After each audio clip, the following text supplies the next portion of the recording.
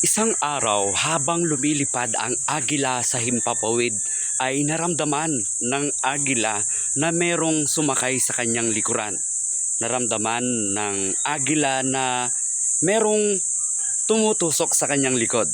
Yun pala, merong isang uwak na naiinggit sa isang agila at tinangka ng uwak na pabagsakin ang agilang iyon.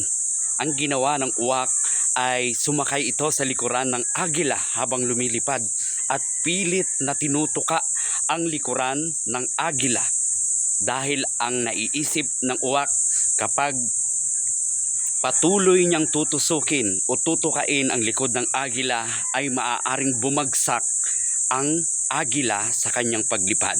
At sa pagbagsak ng agila ay doon nila pagtutulong-tulungan ang agila. Pero napakatindi ng pananalig at paniniwala ng agila.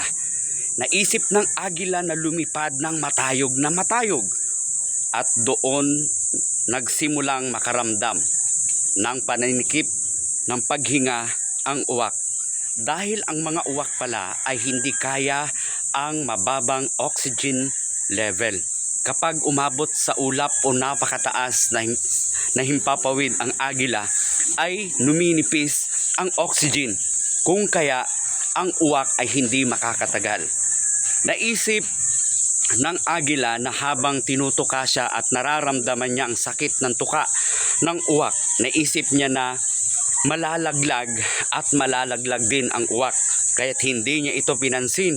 Bagkus ay kanyang ikinampay ang kanyang mga pakpak hanggang makaabot sa napakataas na himpapawid.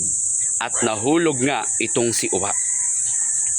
Sa panahon po natin, marami hong mga tao ang hindi natutuwa kapag nagtatagumpay ka. Maraming tao ang natutuwa kapag nabibigo ka. At marami po ang nalulungkot at naiinggit kapag ang isang tao ay may nararating na isang matayog o nasa tugatog. Kaya ang gagawin ng ilan sa ating mga kapwa ay pababagsakin tayo. Gagawa at gagawa sila ng paraan para tayo'y pabagsakin. Pero kung tutularan natin ang ginawa ng agila na hinayaan, hindi niya pinansin, bagkus ipinagpatuloy niya ang kanyang paglipad, ang mangyayari ay magtatagumpay.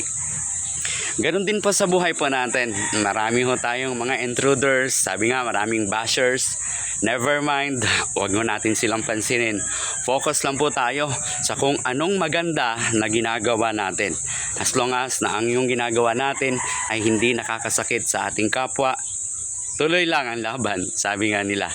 At malalaglag din yung mga bashers, yung mga naiinggit at nagpipilit na pababagsakin ka sa iyong paglipad. Magandang araw po, Ka Albert po.